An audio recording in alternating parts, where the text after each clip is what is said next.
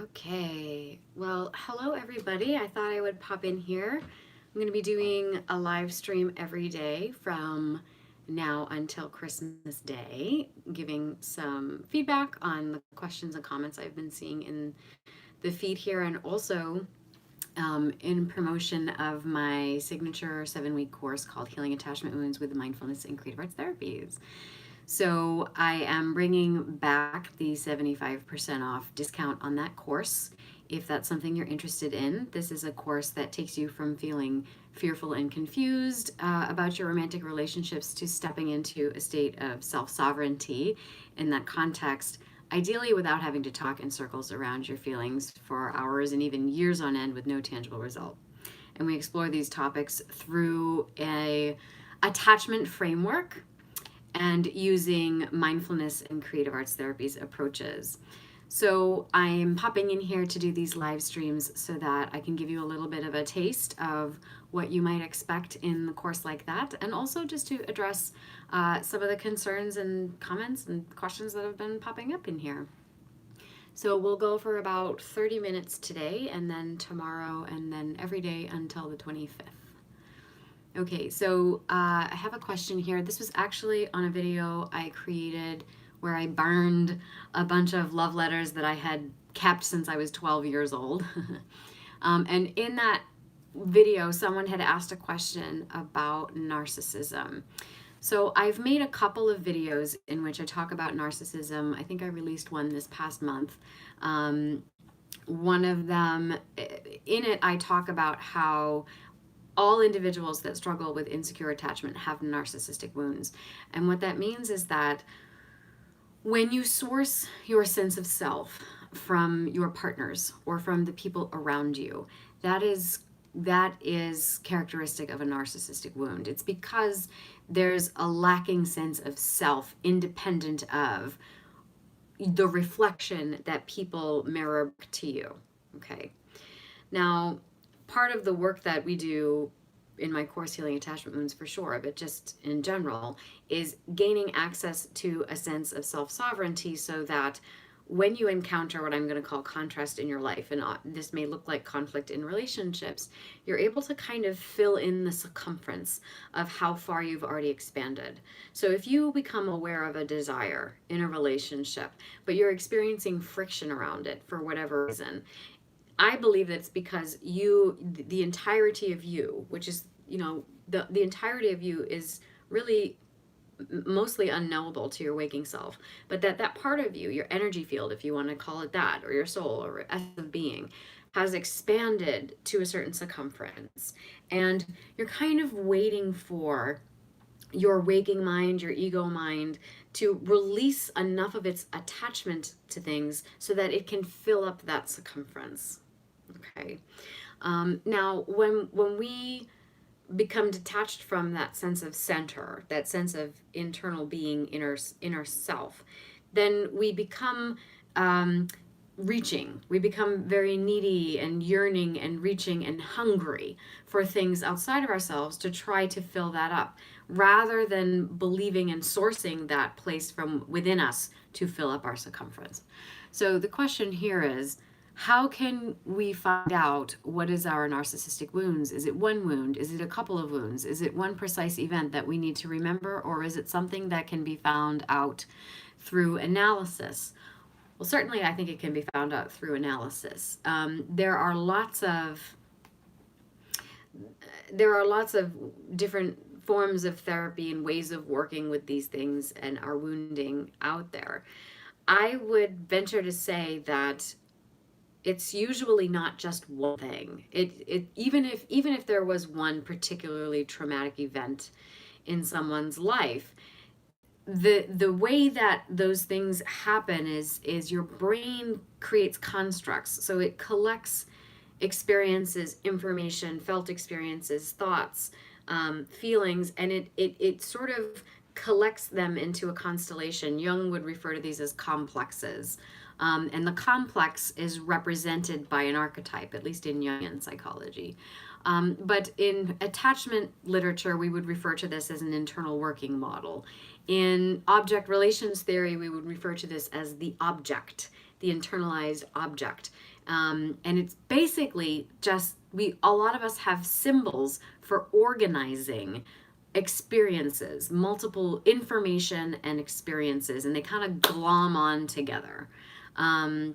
So when we talk about narcissistic wounds, I'm really talking about, usually if someone is struggling with sourcing their sense of self from a relationship or from somebody or something outside of themselves, it's because they've been trained to do that over time. And it's usually a combination of things. And I would say it's likely more than one event.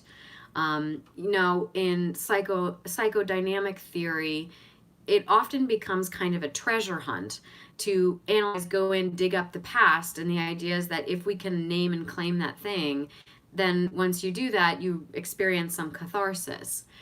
Now, I think that that is true to an extent, but there's a difference between having insight about something and being consciously aware of something, and then having that become changing into a shift in your feeling state. So a lot of people will say, I know what my problem is. I know the situation in childhood, or I know that, my sister died and it forever shifted the dynamics in my family. I'm aware of these things that may be contributing to the struggles I'm right now. But why doesn't it make me feel any differently? Why doesn't that awareness trickle down into my body so that I'm attracted to healthier partners, right?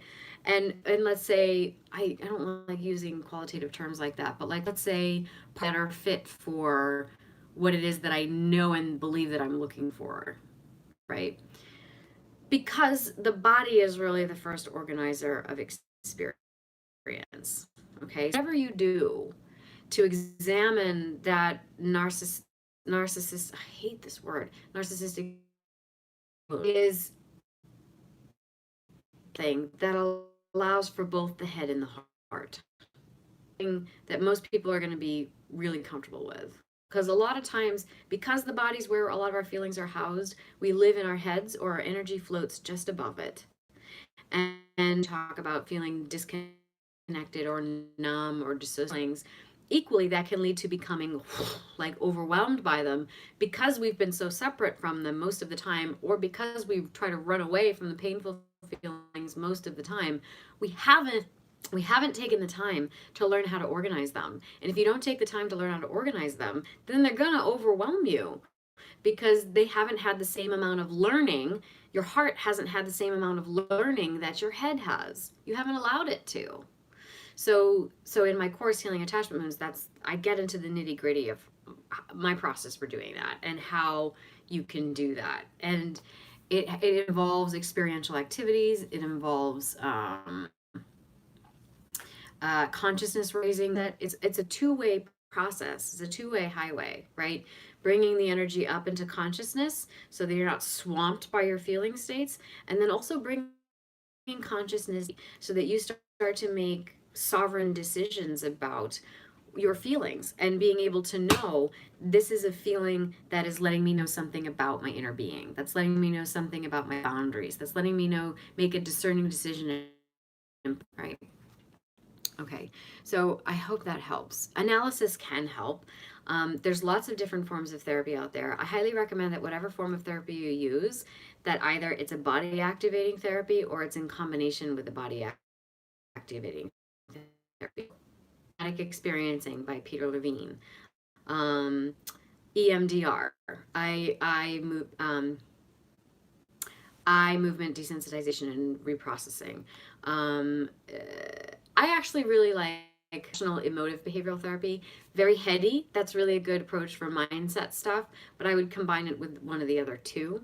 And creative arts therapies, because basically creative arts therapies combines all of that in a fun way and doing things that are playful and that taps into the wisdom of children, right? So, and of course, obviously my favorite method, because that's what I do, dance movement therapy, things like that. So I would highly recommend, if you feel like you want to work with integrating the head and the heart, and you feel like you may have had some narcissistic wounding, that you explore those things. And of course, my course would be a good way to start doing that as well. All right, who else do we have here? We've got being a minimalist. I do not hold on to items. Okay, this was in response to my burning. Oh, so I can share this with you. For those of you that didn't see that video, I did a video a couple of weeks ago about burning a lot of love letters that I had kept for like 25 years in like a love box. But what was kind of funny about it was that the morning I decided to burn that, I was like opening up the letters and kind of crying a lot and like leaning into it and being like, no, I call it up and let go of this baggage, and it's all about release, so I gotta like go in. And so I'm still in my pajamas, no makeup on, I'm just, red-faced, and my doorbell, 7 firemen show up, and they're like, the gas is on inside your house, ma'am. So they like come into my house. Apparently one of my kittens had knocked on like the knob on the stove. So the hallway of my apartment building stunk. I couldn't smell it because I had sensory adapted to it. So they come and they're like trying to open the windows in my house. And on my, next to my bed, there's a giant window. It takes like, it took 3 of them. So 3 of them were standing side by side in front of the whole width of the window. And they're trying to open it and they couldn't open it. And they were like, has this window ever been opened before? And I said, yes, you just have to leverage your weight. And they're like, well, do you mind showing us how you do that? So I said, sure. So I got up on the windowsill and I pulled it open and they start laughing. And one of them says, well, you must be really strong. And I thought to myself, isn't that such a beautiful message from the universe? The day that I decide to burn 25 years of emotional baggage, 7 hot guys show up, save me from dying in my sleep, and validate my strength. So I wanted to share that because it was funny. And also because there's a lot of ways you could, right? Like, oh my God, I was so stupid. How did I not realize that there was carbon monoxide pouring into my apartment and I could have died? And then, well, this is just evidence of how I'm a lonely cat lady who, blah, blah, blah. Like, I could have the whole negative story around that experience. I was in my pajamas. I was so humiliated, blah, blah, blah. Or I could have this beautiful story about how the universe is listening to me and to just like send me a thumbs up. And so I wanted to share that story because I just did a live stream in my Facebook group and we were talking about narratives and how being able to allow for and welcome in all of the abundances that the universe is trying to give to you, up that the universe is trying to share with you, requires that you have to rewrite your narratives in some way and to try to understand my life, the premise that everything I'm doing on purpose, and that whatever is happening is for my ultimate good, even if it's something that's painful and I think is a negative thing at the time. I just always have to accept that the larger part of me, which I associate with my inner being, always has not a bird's eye view, but like a moon's eye view of my life and where it is that I'm going. And you can never know. It kind of goes back to that fable. I don't know if you've heard this before, but there's this fable that this older man is in his son goes off to, or something happened. Oh yeah. So he ends up like getting into a car accident and he loses his leg. And everyone's like, oh, you must be so sad. This is so terrible. Your life's going to be so hard now. And he's like, maybe, or maybe not.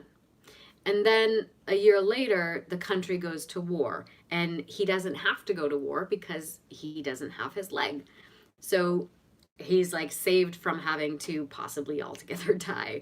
And then he moves into this apartment and I'm going to screw up this fable. I already forget the end of it. But the point of it is that terrible things happen and you might think that that's like the end of the line. Oh, that was what it was. So he moves into this house, a storm comes along, blows the house down, and they're like, oh, it's so terrible, you're lost and destitute now. And he's like, maybe, we'll see.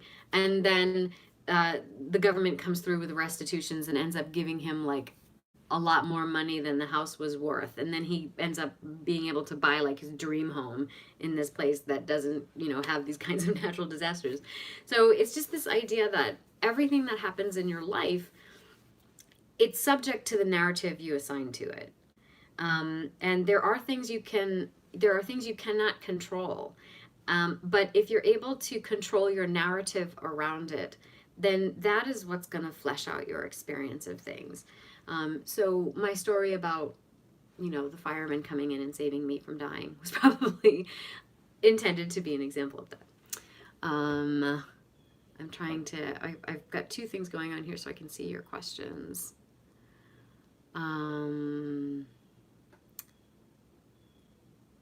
Let's see. A month ago, my ex and I broke up. I had the sense to secretly record our conversation so I could listen to it again because I knew my mind would play tricks on me. It was one of the most beautiful, raw, excruciating, and painful yet authentic moments in my life that I'll always treasure because he finally broke. He's really avoidant, had cheated on me, and I told him I forgive him, and I sincerely did. And that love broke him in a beautiful way. We're both sobbing by the end, and he said that he did love me and didn't know what the heck he was doing, but it needed to end. It was a privilege to see him who put a 15-foot concrete wall between himself and the rest of the world break and let me see into his heart, even though the circumstances were awful. In any case, my phone kicked the bucket last week and I didn't have it saved. I knew it would serve me for a certain amount of time, but I also knew it would keep me hanging on, and I've been doing everything I can to find somebody. Okay. That was in response also to my burning the letters.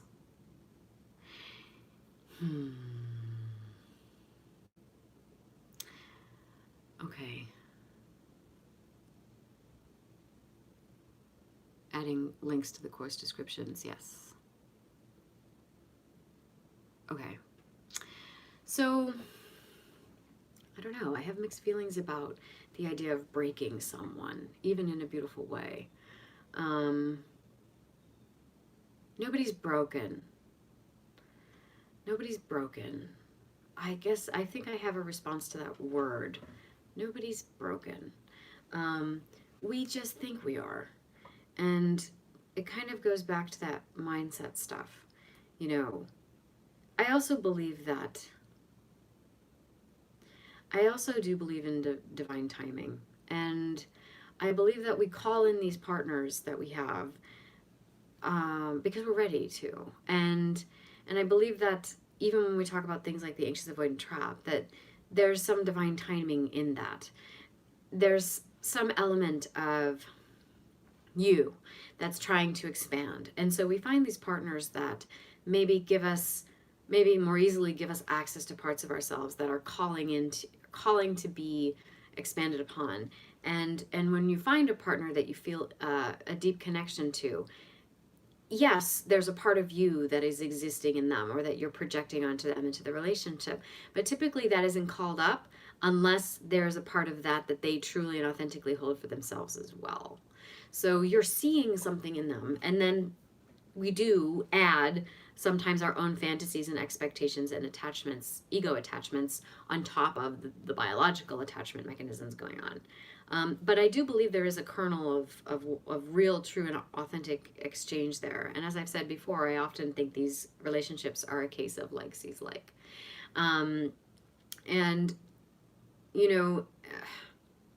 When you are in a relationship with someone and you find that it sounds like you're talking about maybe a breaking point as opposed to breaking someone. It's just a very strong language. But that it's because on some level, I really believe that in terms of the timing, one or both partners are ready. They're ready for it. I think about the last significant relationship I had, which was painful, and was there were a lot of things about the relationship itself that were very painful, but it was also like the cherry on top. And it became this kind of line of demarcation in my life, which led to significantly exploring my mindset and finding out why is it that I have all this insight and don't feel any differently, and what are the layers of unconscious beliefs that I'm carrying that are impacting my vibration and calling in the kind of partnership that I've been calling in over and over again, and what are the narratives that I have been holding on to that have kept me disempowered in my life. You know, without that relationship, I wouldn't have been asking those questions, and without asking those questions, I wouldn't have made such drastic changes in my career even. And so now I really feel like I have the career of my dreams, and I feel like I'm sitting in, quite comfortably, my purpose for being here on this earth. And the work that I do, it's not work, it's just an expression of who and what I am. And sitting here and doing these videos and talking to you lovely folks is all an extension of that. And none of that would have come about if I hadn't had this relationship that was really beautiful in some ways and really terribly painful in others. And so my narrative around that is that it must have been one of the best things that happened to me, even if it was one of the most painful things that ever happened to me. So it's a lot of it's about rewriting those stories. I thought I saw some questions popping up here. Let's see. Is part of healing the avoidance style going to go into the inner anxious self? Since I started healing, I moved from avoidant to anxious. So that's also something I talk about in my course on healing attachment wounds. What can you expect as you move from avoidant to secure or anxious to secure? Because I think of them as sort of a yin and yang scenario, that there's one and bit the other, I feel that individuals who are avoidant will start to feel anxiety, because that's the anxiety is the feeling that kind of became too tolerable that they had to cut it off. Feelings in order to get to that place of felt security, right? So I do believe that for individuals that have more of an avoidant attachment style, anxiety will come up. Incidentally, anxiety is not so bad. Like, anxiety usually is a great motivating force. There's different kinds of anxiety. I think I've done a previous video where I talked about neurotic anxiety versus, oh no, I included that in my 101 course on Anxious Attachment 101. But I talk about neurotic anxiety versus like automatic anxiety, and also like where anxiety comes from, because anxiety is kind of like sex. It can mean something different in a variety of different contexts, and also what it means in your own constellation of psychic makeup. But I think that people who are avoidant, I feel like they will eventually start to feel some anxious feelings and have to confront them on some level. And I also believe that people who are anxious are going to have to confront their avoidance, because there is avoidance going on there. It also kind of taps into a thought bubble I had yesterday, which I shared with my Facebook group, which is that sometimes being in relationship and seeking relationship is a method of avoidance. You are looking to source your sense of self from of being in relationship to someone, and that actually facilitates an avoidance from going in and sourcing that sense of self from within. And usually it's because you have a story about, well, I'm essentially bad, so I'm going to learn how to love and integrate the bad parts of myself by rescuing partners that need risk, or by staying in a bad relationship because this is what I deserve. So when you do that, or this is the best I can do. So sometimes when you are seeking relationships so much, or you're feeling lost without relationship, you are in essence also acting out a form of avoidance. So I hope that kind of answers the question.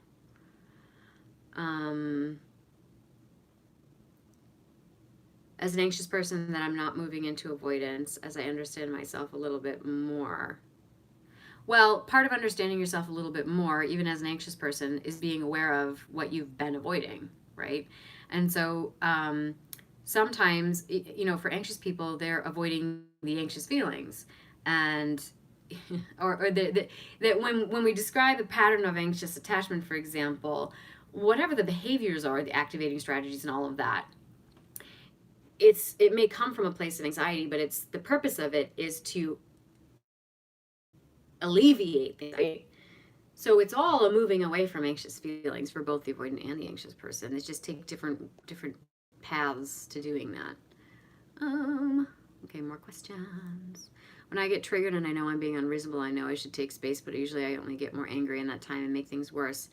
Am I better just diving into the conflict? Okay, so I've only got a few more minutes here, but I'll address this one and then I'll do the rest. The first thing I want to talk about is, what does it mean to be triggered?